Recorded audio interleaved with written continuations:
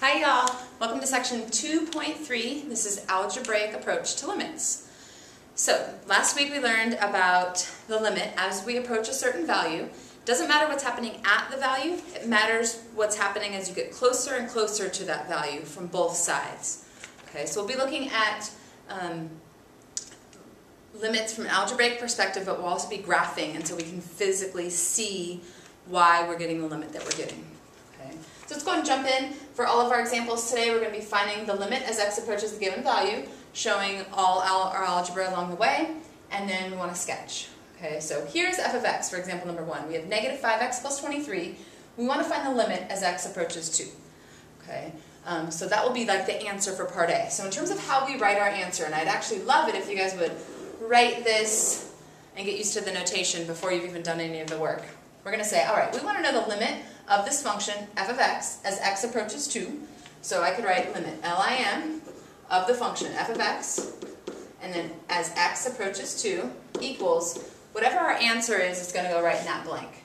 So if you could write that out before you do any other work, and that way you know you can fill that in at the end. That would be a good strategy. Okay. So the limit is, in a problem like this, if we just have a nice linear equation, negative 5x plus 23.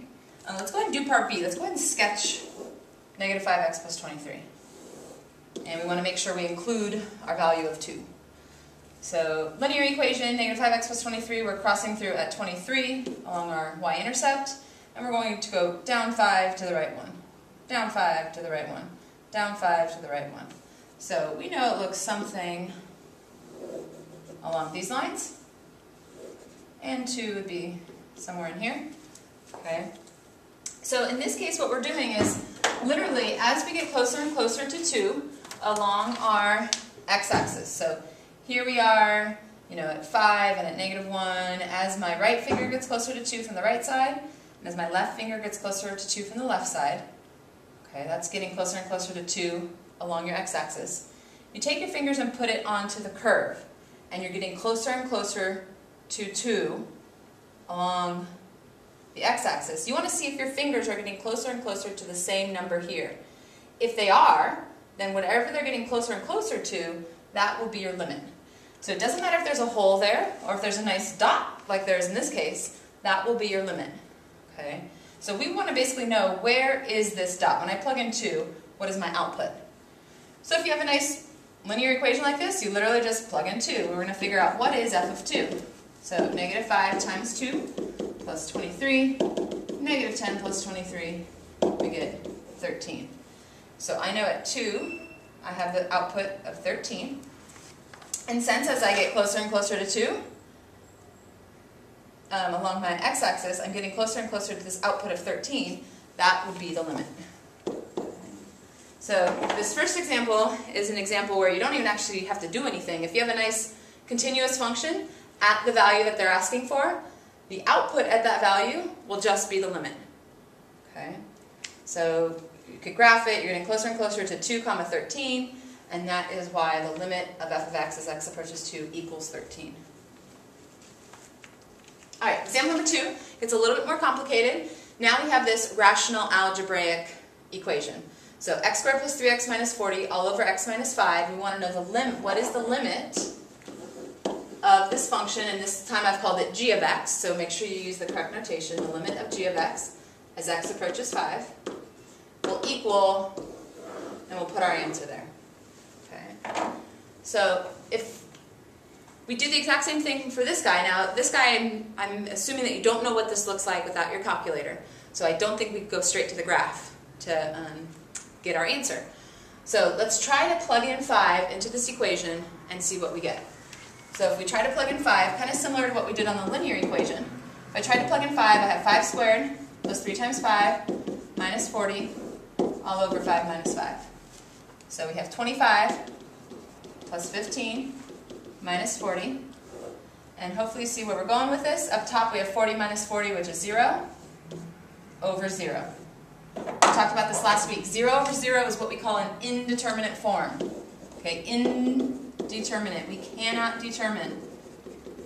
I'm going to spell this wrong, I bet. Indeterminate. I always do it bad here. Sorry about that. So indeterminate, 0 over 0, you cannot determine what the answer is. So I always like to think if you get an indeterminate, you need to do something else in order to find the limit. Okay? The something else we're going to be doing is factoring today. So pretty much every rational algebraic expression that you get will be factorable. Okay? So let's take a look at that x squared plus 3x minus 40. We could say that g of x really equals x squared must have been x and x, multiply to get to negative 40 and add to get to positive 3, must have been a positive 8 and a negative 5. So hopefully from here you can see that the x minus 5 and the x minus 5 will reduce, will cancel, equals 1. So we can make this statement that g of x will actually equal x plus 8. Okay? But if you're going to make that statement, you have to be really careful and say, as long as x does not equal the value that you had canceled out for the factoring. So here, x minus 5 over x minus 5, we knew that that would work only if x did not equal 5. Because remember, if x equaled 5, this is when we got that indeterminate form. Okay. So now we're down to this statement, that g of x would equal x plus 8, as long as x does not equal 5. Okay. So from here, now that should be something that you should be comfortable graphing. So if I look at g of x equals x plus 8, I'm like, all right, nice linear equation. I'm starting up here at 8. And I'm going to be going up 1 to the right one, up 1 to the right one, up 1 to the right one. Resume, something along those lines. Except we have to remember that x could not equal 5. So I can be really dramatic about this, and here at x equals 5, I may not have gone enough here, but here at x equals 5, you should have a nice dramatic hole. Pretend it's linear, please. You should have a nice hole there, because remember, g of x equals x plus 8 only if x does not equal 5. So it's going to be good for every single value, but just not at 5. Okay? So then comes the original question. What is the limit of g of x as x approaches 5?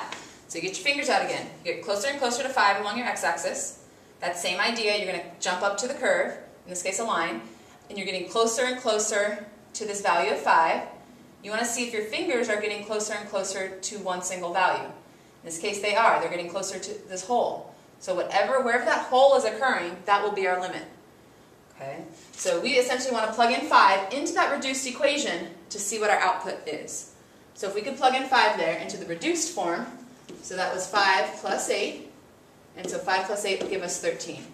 So I know the output at that point would have been 13. Okay?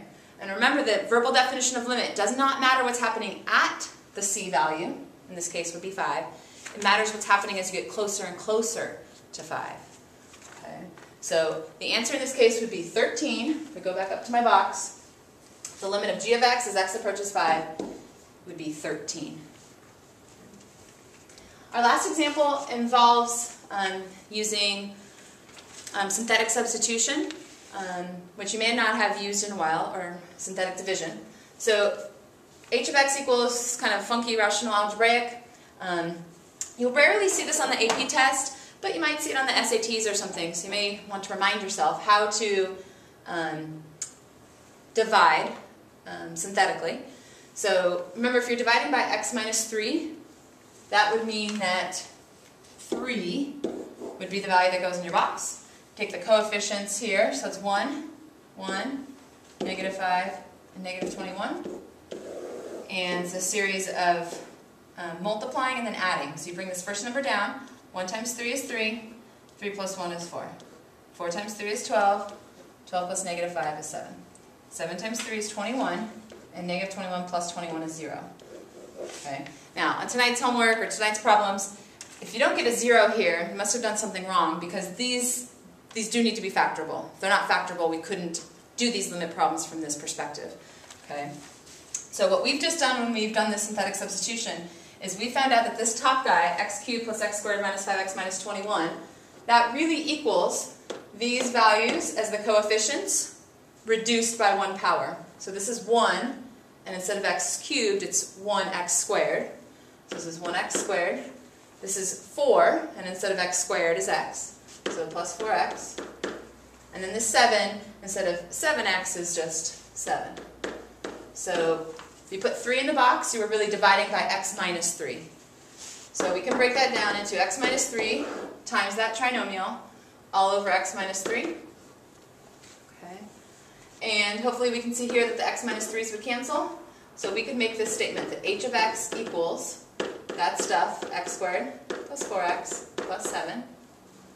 But be careful, if something cancels out, you have to make sure you write that restriction. So as long as x does not equal 3. Okay. Now I got a little ahead of myself on this problem and didn't go through my same steps I had been going through in the other problems. First of all, you may want to start off with this every time. The limit of h of x as x approach 3 is going to equal, we're going to put our answer in that box.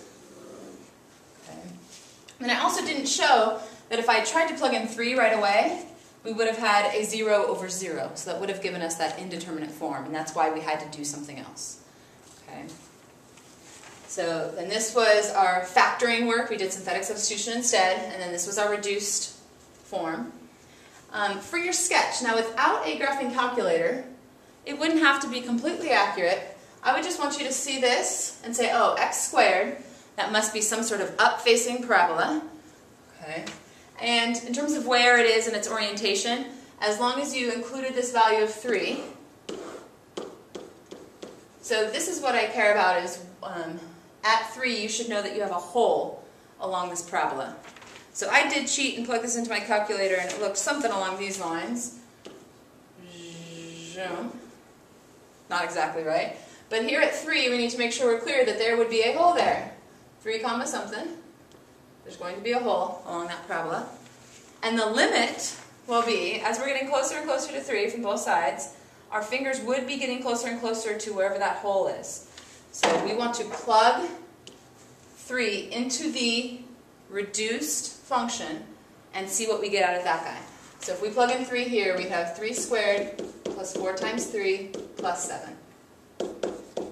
Not 12. 9 plus 12 plus 7. 21 plus 7, 28. Sounds good?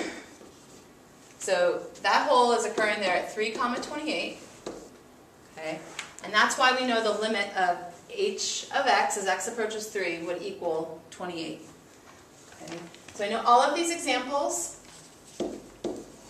had a hole. Like this guy had a hole along the parabola. This guy had a hole along the line. And this guy just had a dot. Notice all of them were, as we were getting closer and closer to 2, whatever value we were getting closer and closer to was our answer for the limit. Okay. Now I didn't include this on your worksheet, but just to be clear, if you have a problem like this, and you have a dot somewhere else, okay, let's say that that hole is occurring at c comma 3, whereas the dot when you plug in c into the function gives you 5. So C3 is where the hole is, but then C5 is where the actual dot is. Shouldn't write it like that. Okay. We would say the limit, let's call this f of x, the limit of f of x as x approaches c. Okay. Where are our fingers getting closer and closer to as we get closer and closer to c? That's 3. So it doesn't matter what's happening at c. Okay. If I asked you what f of c equals, f of c does indeed equal 5. Okay? So that's the value that you get when you plug in c into the function of f. But the limit, as we get closer and closer to c from either direction, would be getting closer and closer to 3. So that will be our limit answer. Okay? We will get into continuity in the next section. So if I asked you, is this function continuous at c, that would be no, because there is a break. Okay? So I hope this made sense, and I look forward to complete your whisk, and I look forward to discussing this with you tomorrow in class.